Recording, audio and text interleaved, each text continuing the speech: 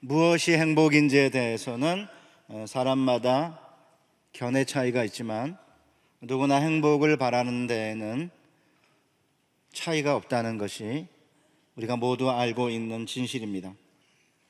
그 이유가 뭘까요? 서양 신화에 의하면 행복의 여신은 매우 짓궂기 때문에 인간 곁을 떠나지 않는다는 것입니다. 행복의 여신은 인간이 쫓아가면 도망가고 냉정하게 이렇게 멀리하면 유혹을 하려 달려들고 단념하면 뒤에서 조롱한다는 것입니다. 이렇게 행복을 추구하는 마음에는 진보와 보수가 차이가 없다고 저명한 교육 칼럼니스트인 김규환 선생은 지적합니다. 보수 부모는 당당한 얼굴로 아이들을 경쟁에 밀어넣고 진보 부모는 불편한 얼굴로 아이들을 경쟁에 밀어넣는다. 우파 부모는 아이가 인류대생이 되길 소망하고 좌파 부모는 아이들이 좌파적인 인류대생이 되기를 원한다. 그러니까 다 이제 아이들이 잘 되기를 바라는 마음, 행복하기를 추구하는 데에는 의견의 차이가 없다는 것이죠. 이렇게 모든 인간들이 내심 행복을 바라기 때문에 심지어는 진보적인 그리스도인들조차도 겉으로는 기복주의는 안 된다고 하지만 내심 행복을 바랍니다. 이렇게 인간은 하나님의 복이 없이는 단 한순간도 살아갈 수 없는 연약한 존재들입니다. 그런데 일부 그리스도인들은 하나님의 축복이 없어도 얼마든지 살 수 있다고 생각합니다. 따라서 바울은 고린도전서 4장 7절에서 내게 있는 것 중에 받지 아니한 것이 무엇이 있느냐? 내가 받았은즉 어찌하여 받지 아니한 것처럼 자랑하느냐라고 질타하신 것입니다. 그러다 보니 교회는, 그리스도인들은 행복을 말하는 것을 꺼려하는 경향이 있는 반면에 세상은 행복해지는 방법을 끊임없이 이야기합니다. 인터넷에 들어가서 행복해지는 방법 이런 걸 쳐보면 6가지 방법이라고 하는 내용이 나옵니다. 첫째, 문화생활. 둘째, 애완견. 셋째, 감사의 생활화. 넷째, 이타적인 삶. 다섯째, 행복했던 시절 기억하고 그리워하기. 여섯 번째, 행복에 집착하지 않기. 최근에는 행복해지려면 애완견을 키워야 된다 이런 이야기를 많이 듣습니다. 제 아내도 애완견을 키우자면서 보통 남자들이 애완견 키우는 거 반대하지만 실제로 애완견을 키우면 남자들이 더 좋아하는데 그 이유는 남자들이 귀가하면 개가 가장 빨리 달려나간다는 것이었습니다. 저는 아내의 말에 기분이 나빠졌습니다. 내가 귀가하면 당신이 가장 빨리 나와 나를 맞이해야지 왜 개가 먼저 나와요? 난 그게 기분 나빠요. 애완견 못 키워요. 그래서 아직까지 안 키우고 있습니다. 아니 애들이 먼저 나오고 아내가 먼저 나와야지 왜 개가 먼저 나와요? 그 말은 신경 안 쓴다는 거잖아요. 와도 개 빼놓고는. 그럼 제가 기분 나쁘잖아. 아니 왜 개가 나를 반겨요? 애가 셋이고 뭐 아내 또 이렇게 부모님도 아직 2분 살아계시고 이래서 건사할 분들이 많은데 아니 개까지 내가 왜 키워야 되나 이런 생각이 들어서 저는 안 키우고 있습니다. 개 키우는 분들에게 죄송합니다. 어쨌든 저는 안 키운다는 뜻입니다. 여러분은 키우십시오. 네, 감사합니다. 제 아내도 뭐 키우자고 맨날 그러는데 뭐 애들도 막 키우자는데 제가 상관 안 하겠다. 왜냐면 옛날에 그 햄스터를 키운 적이 있었는데요. 이 햄스터가 오래 못 살고 한 2, 3년밖에 못 살더라고요. 근데 이렇게 털이 빠지면 햄스터가 이렇게 그 딸내미가 재수를 하고 있었는데 아니 재수하기도 바빠 죽겠는데 10시, 11시 집에 오면 뭐 햄스터가 털이 빠졌네 안 빠졌네 왜 엄마는 뭐 그걸 안 갈아주네 이래가지고 밤 10시에 와가지고 맨날 그 짓 하는 거예요. 아니 공부를 해야지 재수할 때는 왜 햄스터에 신경을 쓰냐. 제가 뭐라고 간소리 했거든요. 햄스터 손에다 올려놓고 이렇게 애들 기쁘다는데 저는 햄스터 이렇게 올려놓고 그런 거 별로 안 좋아하거든요. 왜 안 좋아하는지 저도 잘 모르겠습니다. 제 아내 말에 의하면 너무 가난하게 자라나가지고 사람이 정이 없다 뭐 이렇게 말하는데 뭐 상관없습니다. 뭐 그렇게 태어난 거 어떻게 하겠어요. 그렇게 자란 거를. 게다가 갑자기 햄스터가 제가 없는 날 제가 집에 없을 때 죽었다는 거예요. 햄스터가. 근데 제가 없을 때 왜 죽었냐 이거예요. 왜냐하면 묻어줘야 되는데 땅에다가 자기가 그 묻어주느라고 너무 힘들었다고 난리를 치고 또 애들은 와서 2마리가 있었는데 한 마리 죽을 때마다 그날을 막 저녁에 막 울음판이 되게 아니 조그만 햄스터 하나 가지고 난리인데 이 큰 개 키우다가는 완전히 난리 나겠다 이래가지고 제가 절대 안 된다 그러고 저 죽으면 개를 키우라고 그러고 있습니다. 아니 여기 개 키우는 분들이 계시는 것 같아서 제가 너무 죄송해서 제가 지금 핑계를 대고 있는 겁니다. 뭐 어쨌든 뭐 행복하기 위해서 뭐 애완견 키우는 것도 뭐 그럴 수 있을 것 같아요. 그러니까 언론에서 행복을 이야기할 때는 뭐 심리학자, 철학자, 의사, 심지어는 불교 스님들을 부르는데 목사들은 초청하지 않습니다. 물론 장경도 목사님 빼고. 그분은 뭐 그냥 아무데나 나오시니까 뭐 상관없어요. 그 이유가 뭘까요? 기독교와 교회는 행복을 이야기하지 않는 곳이다, 뭐 이런 생각을 일반인들이 갖고 있습니다. 심지어 서울대학교 안에 행복연구센터가 있고 행복교과서를 만들었다고 그러더라고요. 제가 그 내용은 파악하지 못했습니다만, 아니 서울대학교에서 행복연구센터를 만들었다는 것은 행복이 굉장히 중요한 관심사라는 거 아닙니까?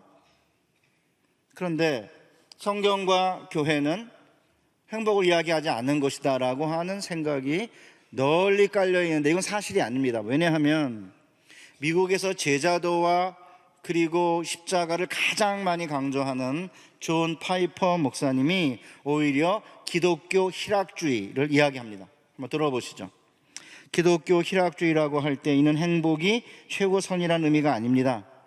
오히려 최고선을 추구하는 게 결과적으로 최고의 행복을 가져올 것이라는 의미입니다. 우리는 이 행복을 추구해야 하며 온 힘을 다해 추구해야 합니다. 행복하고자 하는 갈망은 모든 선한 일을 위한 적절한 동기입니다. 따라서 자신의 기쁨과 행복을 향한 갈망을 버리면 이웃을 사랑할 수도 없고 하나님을 기쁘게 할 수도 없습니다. 어떤 이들은 그리스도인이라면 마땅히 자신의 즐거움을 추구하기보다는 하나님의 뜻을 구해야 한다고 믿습니다. 그러나 성경은 자신의 유익에는 관심을 두지 않고 오직 의무만을 추구하라고 가르치지 않습니다. 성경은 세속적 쾌락주의보다 훨씬 더 위대하고 훨씬 더 순수한 것들에 관심을 두라고 가르칩니다. 기독교 희락주의는 하나님께 순종하는 것만이 최종적이고 지속적인 행복의 길이라고 인정하기 때문에 성경적입니다. 십자가와 제자도를 가장 많이 강조하는 존 파이퍼 목사님을 기쁨의 신학자라고 부르는 이유는 여기에 있습니다. 혹시 어떤 분들은 기독교 희락주의라는 단어가 불편할 수 있지만 성경을 읽다 보면 성경 역시 복을 가장 중요한 주제 중 하나로 다루고 있습니다. 왜냐하면 하나님께서 인간을 창조하신 다음에 한 첫 번째 행동이 인간을 복을 주시며 생육하고 번성하여 땅에 충만하라고 축복하셨거든요. 예수님께서 산상수훈에서 팔복을 말씀하셨지 않습니까? 제자들에게 처음으로 갈릴리의 산에 올라가서 하신 첫 번째 설교가 심령이 가난한 자는 복이 있나니 천국의 그들이 것임이라 라고 하시지 않았나요? 시편도 마찬가지입니다. 시편에는 복이 있도다 라는 단어가 26번 나오는데 서론격인 1편과 2편 그리고 결론격인 146편에 나옵니다. 시편 1편 복이 있는 사람은 악인들의 꾀를 쫓지 아니하며, 2장 12절 여호와께 피하는 모든 사람은 복이 있도다 이렇게 되어 있고요. 146편 5절에 야곱의 하나님을 자기의 도움으로 삼으며 여호와 자기 하나님에게 자기의 소망을 두는 자는 복이 있도다. 그러니까 150편 가운데 26번 복이 있도다라고 하는 단어가 나온다는 사실은 성경의 복이 굉장히 중요한 주제임을 우리에게 알려주고 있습니다. 그런데 복을 중심으로 성경을 읽다 보면 굉장히 특이한 점이 하나 있습니다. 시편 1편이든 예수님의 팔복 설교든 간에 단 한 번도 복은 무엇이다 라고 정의하지 않습니다. 그냥 복이 있는 사람은 악인들의 꾀를 쫓지 아니하며 죄인들의 길에 서지 아니하며 오만한 자들의 자리에 앉지 아니한다, 이렇게 복이 있는 사람을 묘사해요. 예수님도 마찬가지입니다. 애통하는 자는 복이 있다, 의를 위하여 핍박을 받는 자는 복이 있다, 이렇게 복이 있는 사람을 묘사하지 행복 자체를 정의하지 않는다는 것이 굉장히 특이한 점인데, 왜 성경은 복이 있는 사람이 누구인지를 묘사하고 왜 복이 무엇인지를 정의하지 않는지 우리가 살펴봐야 될 첫 번째 질문입니다. 두 번째로, 성경이 복이 있는 사람을 묘사하고 있는데 가만히 들여다보면 왜 복받은 사람인지 이해가 안 갑니다. 이를 산상수훈에 심령이 가난한 자, 애통하는 자, 의에 줄이고 목마른 자, 의를 위하여 핍박을 받는 자가 복 있는 사람으로 묘사되어 있지만, 솔직히 인간적으로 보면 가난한 자, 애통한 자, 줄인 자, 목마른 자, 박해받는 자가 왜 행복한 자인지 이해가 가지 않죠. 시편도 마찬가지입니다. 1편에 복 있는 사람은 범사에 형통하다고 되어 있는데 3편을 딱 들어가면 전혀 달라집니다.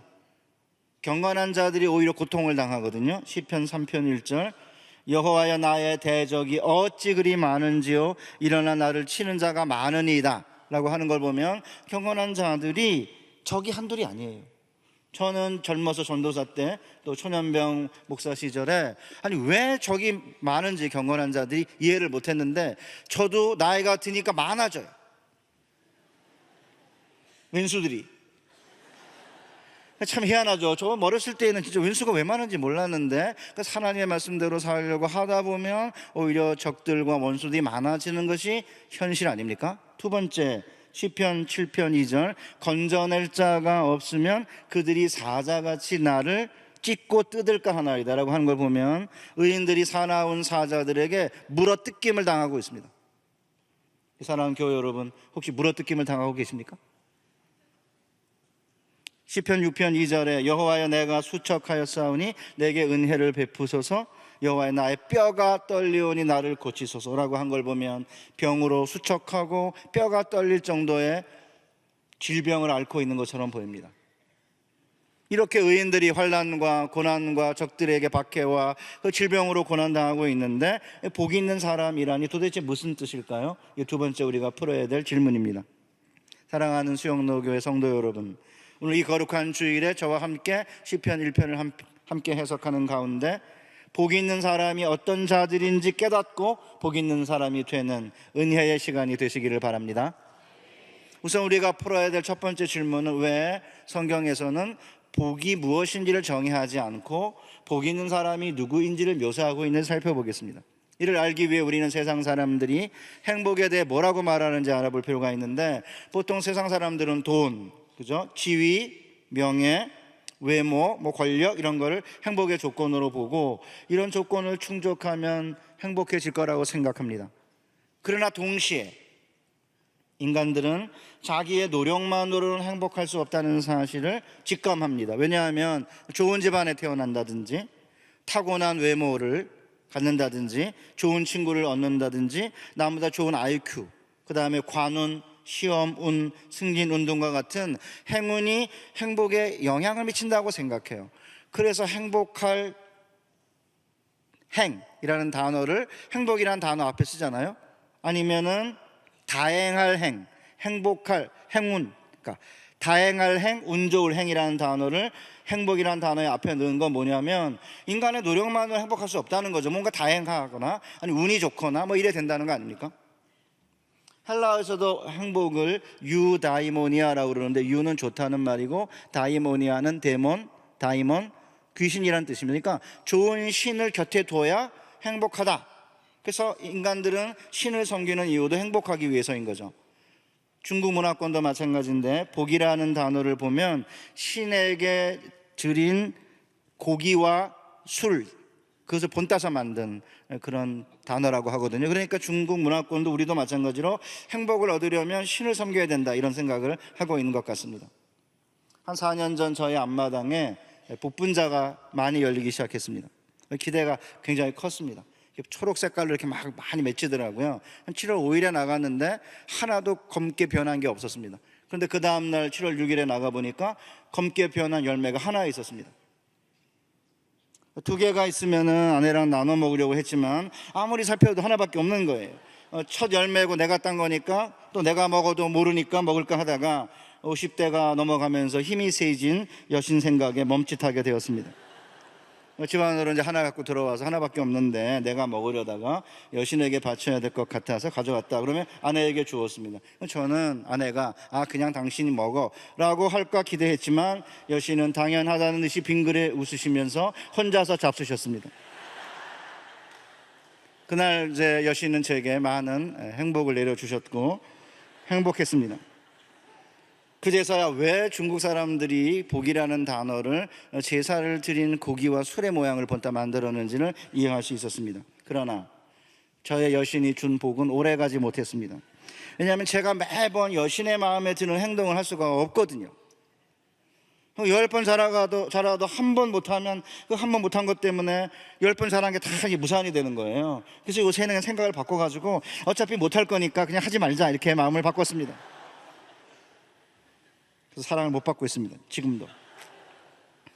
90번 잘하면 뭐예요? 한두 번 못하면 그거 가지고 계속 뭐라 그러니까. 그러니까 사실은 이게 뭘 우리에게 보여주죠? 신을 섬기는 게 행복을 위해서인데 신의 마음에 계속 잘 들 수가 없으니까 심지어는 신을 섬기는 것조차도 행복을 보장하지 못한다는 거 아닙니까? 놀랍게도 이런 행복 자체를 쫓아서는 절대로 행복할 수 없다는 사실을 오래전에 마틴 로이드 존스 목사님이 깨닫고 이렇게 명쾌하게 지적했습니다. 행복이란 절대로 그 자체를 목적으로 두고 찾아서는 얻을 수 없는 것입니다. 우리 주님은 행복에 줄이고 목마른 자가 복이 있다 하지 않았습니다. 의에 줄이고 목마른 자가 복이 있나니라고 하셨습니다. 요리조리 빠져 달아나는 행복을 찾으려고 애쓰는 사람이 아니라 정반대로 그냥 의를 찾으려고 애쓰는 사람이 바로 행복을 찾게 된다는 말씀입니다. 성경은 이렇게 말씀합니다. 절대로 행복 자체를 그 목적으로 두지 말아라. 행복이란 언제나 다른 일의 간접적인 결과로 나타나는 것이다. 행복은 언제나 그보다 무한히 더 큰 것, 무한히 더 큰 가치가 만들어내는 부산물이다. 진짜 너무나 명쾌하지 않습니까? 행복이라는 건 행복 자체를 추구해서는 절대 얻는 게 아니고 행복과 다른 일을 하다 보면 간접적으로 얻게 되는 거고 행복보다 더 무한히 큰 가치를 추구하다가 받게 되는 부산물이라는 거죠. 왜 이 더운 여름에 휴가를 내고 그렇게 아까운 시간을 내서 왜 1600명이 해외로 2500명이 왜 국내에 왜 선교를 떠납니까? 사람들이 볼 때는 행복과 별 상관이 없는 것처럼 보이고 위험할 수도 있고 돈도 들여야 되고 그러는데 행복보다는 더 무한한 가치를 추구하다가 보니까 행복을 얻게 되는 거고 그리고 이런 사람을 복 있는 사람이라고 한다는 거죠. 저희 집에 그 애들이 캄보디아를 갔다 왔습니다. 선교를. 고등학교 때, 대학교 때. 저는 아직 캄보디아를 못 갔습니다. 그러니까 애들이 맨날 아빠 캄보디아 가봤어? 거기가 얼마나 힘든지 알아? 엄청 더워 이러길래 제가 난 임마 그렇게 살았다. 캄보디아 안 가도 어렸을 때 살았으니까 그런 소리 하지 마라. 제가 이제 이렇게 큰 소리를 치는데 걔네들이 갔다 와서 늘 하는 말이 있습니다. 그렇게 어렵고 힘든데 더운 그 캄보디아에 가가지고 그 애들이 사탕을 이렇게 나눠주면은 혼자 먹으려고 그러지 않고 그것을 동생 나눠주려고 그냥 가져가는 그 얼굴에 나타난 눈망울 그걸 못 잊는다 이러거든요. 그러니까 행복이라는 것은 행복 자체를 추구하는 게 아니라 행복과는 다른 일, 아니 행복과는 전혀 상관없는 것처럼 보이는 일, 행복보다 무한히 큰 어떤 가치를 추구할 때 간접적인 부산물로 주어진다는 거죠. 산상수훈을 보면 예수님이 하신 말씀이 너무나 정확합니다. 행복을 목표로 사는 게 아니라 그와는 다른 일, 뭐죠? 심령이 가난한 자가 되는 일을 하면 천국이 우리 것이 되고 간접적인 결과로 그런 사람이 복 있는 사람이라는 것입니다. 행운을 바라면서 행복을 추구하는 게 아니라 그보다 더 무한히 큰 가치가 있는 일, 즉 의를 위해 박해받는 일, 의에 금졸이고 목마른 일을 하게 되면 천국이 우리의 것이 되는 부산물을 얻게 되는 거고 바로 이런 사람이 복이 있는 사람이라는 것입니다. 이것은 시편 1편도 너무나 똑같습니다. 복이 있는 사람은 악인들의 꾀를 따르지 아니하고 죄인들의 길에 서지 아니하며 오만한 자들의 자리에 앉지 아니하고 오직 여호와의 율법을 즐거워하여 그의 율법을 주의하러 묵상하는 자로다. 복 있는 사람, 이 겉으로 이게 복 있는 사람처럼 보입니까? 행복 자체를 추구하는 게 아니라 겉으로 보기에 행복과 무관한 것처럼 보이는 이렇게 뭐죠? 악인들의 꾀를 쫓지 않는 것, 죄인들의 길에 서지 않는 것, 오만한 자리에 앉지 아니하는 일을 하면 간접적인 부산물로 하나님의 의인이라고 인정을 하게 되고 바로 그런 사람이 복이 있는 사람이라는 것입니다. 행복을 얻으려고 애쓰기보다는 행복보다 무한히 더 큰 가치, 즉 겸손히 하나님의 말씀을 하나님의 가르침을 받기 위해 여호와의 율법을 즐거워하며 주야로 그 율법을 묵상하게 되면 자연히 부산물로 신학가에 심은 나무처럼 철을 따라 열매를 맺고 모든 일이 형통하는 부산물을 얻게 되는 거고, 바로 이런 사람이 복이 있는 사람이라는 것이죠. 놀랍게도 손양원 목사님은 평양신학교에 들어가기 전인 34살 되던 해인 1934년 1월 4일 이 진리를 깊이 깨닫고 이렇게 적었습니다. 행복하여 지기를 원하면서도 의를 위하여 고난당하기를 꺼리는 자, 땀도 흘리지 않고 눈물도 뿌리지 않고 피도 쏟지 않으면서 많은 행복을 원하는 어리석은 이들이 많이 있다. 그런데 바로 내가 그중 첫 번째가 아닌가 생각한다. 세상 사람이 체험하지 못하는 진정한 부귀 영화는 고난 역경 중에서 기쁜 찬송을 부르는 자가 아닌가? 사랑하는 수영로교회 성도 여러분, 우리는 이 시간에 우리 자신에게 솔직해야 됩니다. 나는 행복보다 더 무한한 큰 가치를 추구하고 있는가? 아니면 행복 자체를 추구하고 있는가? 과연 나는 행복을 받을 만한 자격이 있는 사람인가? 이런 질문을 던져야 됩니다. 그렇다면 우리가 행복을 누리기에 합당한 사람이 되기 위해 어떤 삶의 방식을 추구해야 될까요? 1절 2절에 답이 나옵니다. 복 있는 사람은 악인들의 꾀를 따르지 아니하며 죄인들의 길에 서지 아니하며 오만한 자들의 자리에 앉지 아니하고 오직 여호와의 율법을 즐거워하며 그의 율법을 주야로 묵상하는도다. 우리가 악인들과 죄인들은 그나마 좀 이해가 되는데, 오만한 자들은 원문을 보면 스스로 교만하여 다른 사람들을 향해 빈정대거나 함부로 입을 놀리는 자들, 이렇게 번역할 수 있습니다. 그래서 이제 영어 성경에는 markers라고 번역해 있어요. 조롱하는 자들, 이렇게. 그러니까 복 있는 사람이 누구냐 하면 악인들의 꾀를 쫓지 아니하는 거니까 악인들의 사고방식을 따르지 않고, 그 다음 죄인들의 길에 서지 않는다는 말은 죄인들과 같은 행동을 반복하지 않으며, 길이라는 것은 가는 것이니까요. 그 다음 타인을 무시하며 함부로 입을 놀리고 남을 조롱하는 자들과 함께 자리에 앉아 빈정되는 그런 악한 삶을 살지 않는 자라는 것입니다. 그러니까 한마디로 악을 떠나서 여호와를 경외하는 삶을 사는 자가 복이 있는 사람이라는 거죠. 그렇다면 어떻게 해야 그러면 악을 떠나고 여호와를 경외하는 삶을 살 수 있습니까? 결심하면 됩니까? 아니라는 겁니다. 왜냐하면 2절 이제 복 있는 사람은 오직 여호와의 율법을 즐거워하며 그 율법을 주야로 묵상하는 자로다. 그러니까 자신에게 지혜가 없음을 깨닫고 겸손하게 여호와의 말씀에 귀를 기울이며 그 말씀대로 살 때에 악에서 떠나 여호와를 경외하는 삶을 살게 되고, 그런 사람이 복이 있는 사람이라는 것이죠.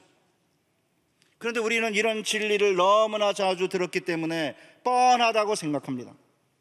왜냐하면 여호와 율법을 즐거워하고 율법을 주야로 묵상하는 것은 악인들과 죄인들과 오만한 자들이 득실거리는 현실 정치와 현실 세계에서는 너무나 약해 보이죠. 어떤 점에서는 이게 사실 아닙니까? 본문을 보면 복 있는 사람은 단수예요. 그런데 악인들, 죄인들, 오만한 자들은 전부 복수입니다. 오늘 주변을 보면 악인들과 죄인들과 오만한 자들이 득실거리지 않습니까? 악인들은 모여서 여럿이 모여가지고 꾀를 내고, 죄인들은 작당하여 몰려다니고, 오만한 자들은 자리에 앉아 다른 사람들을, 우리를 향해 조롱하고 비난하며 온갖 말로 비판하고 함부로 입을 놀리죠. 이런 현실 정치와 현실 세상에서는 악한 자들을 이길 수 있는 비결은 무엇입니까? 같은 방법으로 이들과 같이 모여서 꾀를 내고 작당하여 세력을 만들고 함께 앉아 적들을 비방하면서 대항해야 하지 않을까요? 그런데 시편 기자는 복이 있는 사람은 이러기는커녕 그저 혼자 하나님의 율법을 즐거워하고 그 율법을 주야로 하루 종일 묵상하는 사람이라는 것입니다. 그것도 혼자서, 단수입니다. 그러니까 겉으로 볼 때는 외롭기 한량하고 처량하기 그지없지 않습니까? 뭐 이래가지고 무슨 일이나 할 수 있을까요? 마치 시편 102편 7절 기자의 고백처럼 내가 밤을 새우니 지붕 위에 외로운 참새 같으니이다 라는 느낌 들지 않으십니까? 홀로 하나님 말씀 붙잡고 주야로 묵상하는 이 사람의 모습은 지붕 위에 떨고 있는 참새의 모습과 뭐가 다릅니까? 그럼에도 불구하고 율법을 즐거워하며 주야로 율법을 묵상하는 사람들이 복 있는 사람이라고 묘사하는 이유는 뭘까요? 3절 4절에 나옵니다. 그는 시냇가에 심은 나무가 철을 따라 열매를 맺으며 그 잎사귀가 마르지 아니함 같으니 그 하는 모든 일이 다 형통하리로다. 악인들은 그렇지 않으며 오직 바람에 나는 겨와 같도다. 그러니까 시편 1편에서 가장 중요한 이게 핵심 부분인데, 이 핵심 부분에 악인들과 의인을 비교하고 있습니다. 시냇가에 심은 나무가 의인이라면 바람에 나는 겨는 악인입니다. 그러니까 시냇가에 심은 나무와 바람에 날아가는 겨란 두 이미지가 의인과 악인의 강력한 대조를 보여줍니다. 여러분 아시다시피 나무는 요동하지 않아요. 반면에 겨는 바람에 날아갑니다. 의인의 안정성과 악인의 불안정성이 날카롭게 대조되죠. 두 번째, 나무는 철을 따라 열매를 많이 맺는 반면에, 다른 사람들에게 유익한 반면에 겨는 그 누구에게도 쓸모가 없는 무익한 존재입니다. 그러니까 남에게 유익한 의인의 삶과 요란하기만 할 뿐 무익한 악인의 삶이 강하게 대조되어 있어요. 따라서 우리는 나무와 겨를 비교해야 되는데, 악인들이 득실거리고 죄인들이 작당하여 몰려다니고 오만한 자들이 앉아가지고 조롱하고 비방하고 함부로 입을 놀리는 가운데서도 오직 여호와 율법을 즐거워하는 사람이 복이 있는 첫 번째 이유는 시냇가에 심은 나무처럼 어떤 고난 가운데서도 흔들리지 않기 때문이에요.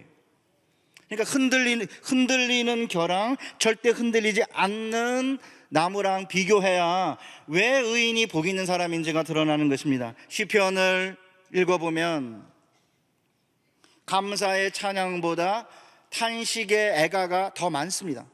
그 말은 성경에서 시편에서 이야기하는 의인들이 고난을 당하지 않는다는 게 아닙니다. 감사의 찬양보다 애가가 더 많다는 말은 의인들이 감사할 이유보다 탄식하며 슬퍼할 일이 더 많다는 거 아닙니까? 그런데 왜 복 있는 사람이죠? 고난이 없기 때문이 아니라 고난 한 가운데서도 의인들은 시냇가에 심은 나무처럼 흔들리지 않는다는 것이죠. 저는 얼마 전에 소천한 김영길 총장님의 부인인 김영애 권사님이 쓰신 구름기둥을 읽으면서 복 있는 사람이 누구인지 분명하게 이해하게 되었습니다. 김영애 사모님은 이 책에서 고난과 하나님의 말씀의 관계에 대해 이렇게 설명합니다. 역설적이지만 하나님은 고난을 통해 하나님의 부르심을 우리에게 재확인시켜 주셨다. 고난이 밀려오면 올수록 우리는 기도와 말씀에 매달렸다. 우리는 기도로 하나님께 묻고 하나님의 말씀으로 우리에게 응답하신다. 우리는 기도로 하늘에 올라 하나님과 동거하고 하나님의 말씀으로 내려오셔서 우리와 동거하신다. 우리는 기도로 자신을 하나님께 드리고 하나님의 말씀으로 당신을 우리에게 내어주신다. 2000년, 벌써 19년 전인데 김영길 총장님이 국고금 전용죄라고 하는 죄목으로 징역 4년을 구형받았다는 소식을 접한 바로 그 다음 날 모 금융회사에서 10억짜리 어음을 내일 돌리겠다는 통보를 해왔다고 합니다. 남편의 4년 구형 소식보다는 당장 10억을 해결하는 게 급선무였기 때문에 절망할 겨를도 없었다고 합니다. 그런데 말씀을 붙들고 기도하며 주변의 지인에게 알린 결과 미국의 지인으로부터 반나절에 10억을 송금받아 문제를 해결할 수 있었다고 합니다. 그 당시 상황을 김영애 권사님 이렇게 간증합니다. 지금 생각해도 부도 직전에 위기를 막아주신 하나님의 방법은 기묘하고도 숨가빴다. 와, 우리 하나님은 참으로 살아계신 하나님이시다. 지옥 같은 절망을 맛보다가 천국으로 올라온 기분이었다. 그러나 인간의 마음은 얼마나 변덕스러운지 나는 하나님께 서러운 투정을 부렸다. 하나님, 이렇게 주실 빼야 진즉 좀 주시지 꼭 입이 바짝 타들어가고 피가 마르듯 애타운 다음에야 주십니까? 하나님 이렇게 말씀하시는 것 같았다. 나는 너희들에게 안 속는다. 진즉 주면 내가 한 일인 줄 너희가 알겠느냐? 나는 너희가 끝까지 나를 신뢰하는 것을 보기 원한단다. 그러니까 누가 의인이고 누가 악인이에요? 아니, 카이스트 교수직을 내려놓고 그 시골 포항 한 복판도 아니고 구석에 있는 기독교 대학을 하나 세우겠다고 사실은 내려갔는데 자신이 가지고 있었던 적금도 털고 뭐 퇴직금도 해가지고 다 이제 집어넣었는데 아니 그런 길이 쫙 열리고 용탄자가 깔리고 장밋빛 꽃밭이 돼야 되는 거 아닙니까?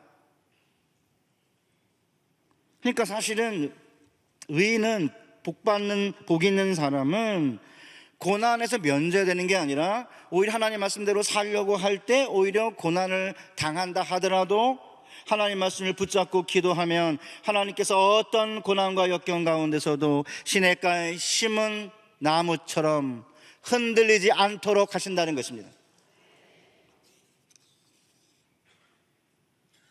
사랑하는 세운덕교회 교회 여러분, 율법을 즐거워하고 율법을 주야로 묵상하는 사람이 왜 복 있는 사람인가 하면 시냇가에 심은 나무처럼 철을 따라 열매를 맺고 그가 하는 모든 일이 형통하기 때문이라는 것이죠. 우리가 다 알다시피 시냇가에 심은 나무는 지속해서 물을 공급받기 때문에 잎새가 마르지 아니하고 철을 따라 열매를 맺는다는 것이죠. 그래서 나무의 목적을 달성한다는 것입니다. 그러니까 형통하다는 말은 중간에 고난이 있느냐 없느냐의 관점이 아니라 끝내 열매를 맺느냐 맺지 않느냐의 관점으로 이해를 해야 되는 거죠. 그러니까 고난 주간 가운데서 보면 예수님께서 십자가에 못 박히셨을 때는 형통한 게 아니지만 무덤에 들어가신 다음에 사흘 만에 부활하심으로 부활의 열매를 맺으신 관점에서 보면 예수님께서는 만사에 형통하신 거죠. 저는 전원주택에 살면서 나무가 열매를 맺는다는 것이 무슨 뜻인지 확실하게 이해하게 되었습니다. 3년 전에 심은 유실수가 복숭아 나무가 3년이 지나니까 열매를 맺더라고요. 텃밭에 아내가 5월 초나 4월 말에 심은 토마토와 호박 이런 거는 뭐 2달이 지나지 않아서 탐스러운 열매를 맺고 있습니다.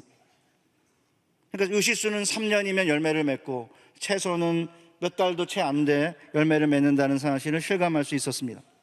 게다가 열매는 자기를 위해 맺는 게 아니라 주인을 위해 맺는다는 것도 절실하게 깨달았습니다. 그래서 이제 아내는 아침에 나가서 이렇게 뭐 오이나 아니면 가지나 아니면 고추나 뭐 이런 걸 따오면서 다시는 아파트 생활로 돌아가지 못할 거라고 좋아합니다. 그러다가 또 겨울이 되고 추우면 또 아파트에 가야 된다고 말합니다. 왔다 갔다 그래서 도대체 뭘 원하는지 알 수가 없습니다.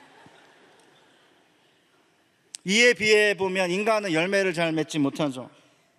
한동대 4학년을 다니고 있는 저의 막내는 25년을 키웠는데도 아직도 열매는 안 맺고 비료만 들어가고 있습니다. 자꾸 열매를 좀 맺으라고 그러면 한두 번 정도 맺고는 뭐 열매가 신통치 않아요. 언제 막내에게 열매가 맺힐지 지금 기다리고 있는데 저희 큰애는 30살이 돼서 직장에 들어가면서 부모 11조를 주기 때문에 30년은 지나야 인간은 열매를 맺는다라는 사실을 경험하고 있습니다. 그러니까 시편 1편 기자는 뭘 말하고 있는 겁니까? 역경과 환난과 여러 가지 어려움이 있지만 하나님의 말씀에 열려 있어서, 그러니까 여러분들이 가장 힘들 때, 어렵고 고통스러울 때 가장 많이 읽는 성경이 어딘지 아십니까? 제가 만났던 분들은 거의 대부분 시편을 읽는다고 그래요. 왜냐하면 시편 안에 악인들과 의인들이 어떻게 다른지가 드러날 뿐만 아니라 시편을 펴서 하나님으로부터 가르침을 받겠다는 마음을 가지고 시편을 열면 시편 150편 안에 그 어떤 상황에서 흔들리지 아니하는 시냇가에 심은 나무처럼 요동하지 않게 만드는 강력한 지렛점이 있는 거죠. 그러니까 아르키메데스가 내게 긴 막대기랑 받침점만 하나 주면 지구를 들어 올릴 수 있다고 했는데, 놀랍게도 시편은 하나님의 말씀에 열려서 하나님의 가르침을 받겠다는 마음을 가지고 여호와의 말씀을 즐거워하며 밤낮 주야로 묵상하는 자들은 절대 흔들리지 아니하며 끝내는 열매를 맺기 때문에 복이 있는 사람이라는 것입니다. 이에 비해 악인들은 겉으로 보면 막 모여가지고 의논을 하고 함께 작당하며 길을 몰려다니고 함께 앉아가지고 남을 비방하고 함부로 입을 놀리면서 대단한 일을 하는 것처럼 보이지만 이들은 무가치한 존재. 왜냐? 하나님의 심판의 바람이 부는 그날 사방으로 날아가는 겨와 같은 무가치한 존재입니다. 우리가 다 알다시피 겨는 뿌리가 없습니다. No root, 뿌리가 없어요. 그러니까 어딘가에 설 자리가 없어요. No place. 그러니까 우리가 긴 지렛대가 있고 받침점이 있으면은 지구도 들어 올릴 수 있다고 하는 얘기가 뭐예요? 쓸 수 있는 자리가 있는 거죠. Place to stand.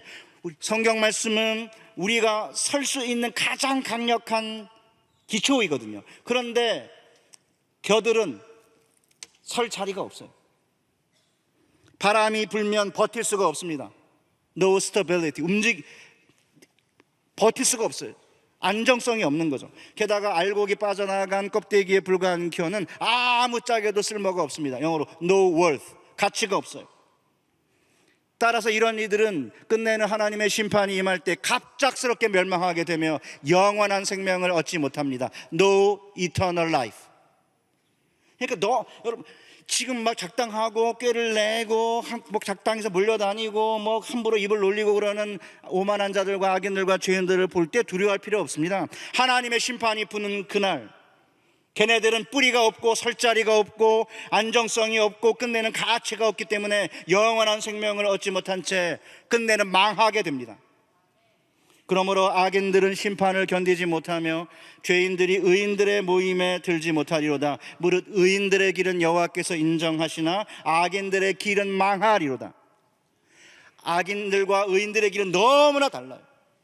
그 첫 번째 시편 1편의 첫 단어가 아슈레라는 단어인데 복이 있도다라는 단어거든요. 첫 번째 이 단어의 첫 자음이 알렙이라고 히브리어 22개의 알파벳 자음 가운데 첫 번째 자음입니다. 그런데 맨 마지막은 악인들의 길은 망하리로다잖아요. 망하리다가 토베드인데 맨 앞에 자음이 타우라고 하는 22개의 알파벳 자음 가운데 맨 마지막 자음이에요. 시편 기자는 너무나 탁월하게 의인들은 알파예요, 알렙이에요. 그러나 악인들은 마지막 단어예요, 마지막 자음이에요. 그러니까 의인은 복 있는 자인 반면에 그래서 하나님의 회중에 의인의 회중에 들고 영원한 생명을 얻지만 악인들은 끝내 멸망하게 되고 끝내 하나님의 심판이 불게 되면 사방으로 날아가는 겨와 같은 존재라는 것입니다.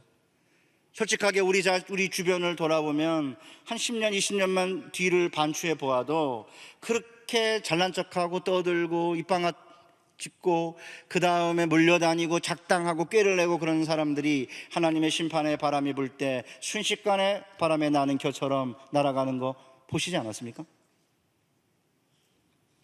사랑하는 수영로교회 교회 여러분, 지금 행복보다 더 큰 가치를 추구하다가 하나님의 말씀대로 살려고 애쓰다가 고난과 시련을 당하고 계십니까? 그렇다면 이 고통과 시련이야말로 주님이 산상수훈에서 우리에게 일러주신 대로 하나님의 살아계심과 천국을 경험할 수 있는 절호의 기회입니다. 심령이 가난한 자는 복이 있나니 천국이 그들의 것이며 애통하는 자는 복이 있나니 그들이 위로를 받을 것이며 온유한 자는 복이 있나니 그들이 땅을 기업으로 받을 것이며 의에 줄이고 목마른 자는 복이 있나니 그들이 배부를 것이며 긍휼히 여기는 자는 복이 있나니 그들이 긍휼히 여김을 받을 것이며 마음이 청결한 자는 복이 있나니 그들이 하나님을 볼 것이며 화평하게 하는 자는 복이 있나니 이는 그들이 하나님의 아들이라 일컬음을 받을 것이며 의를 위하여 박해를 받는 자는 복이 있나니 천국이 그들의 것임이라. 나로 말미암아 너희를 욕하고 박해하고 거짓으로 너희를 거슬러 모든 악한 말을 할 때에는 너희에게 복이 있나니 기뻐하고 즐거워하라. 하늘에서 너희의 상이 큼이라. 사랑하는 수영로교회 성도 여러분, 오늘 우리가 행복보다 더 큰 가치 하나님의 말씀대로 살려고 애를 쓰다가 끝내는 시련과 고통을 당하고 있다면 걱정하지 마십시오. 우리가 심령이 가난하면 복이 있나니 천국이 우리의 것이 될 것입니다. 우리가 애통하면 복이 있나니 우리가 위로를 받을 것입니다.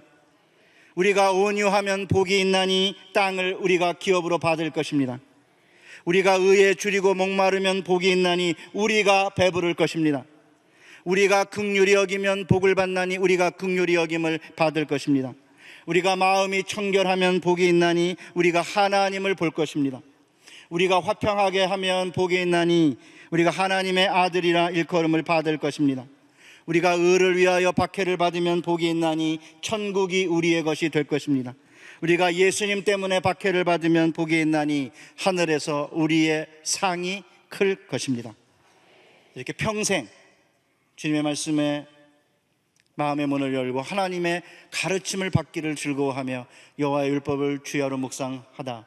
끝내는 복이 있는 자라는 칭찬을 받으며 하나님을 보게 되고 영원한 생명을 얻게 되는 저와 여러분 되시기를 주님의 이름으로 축복합니다.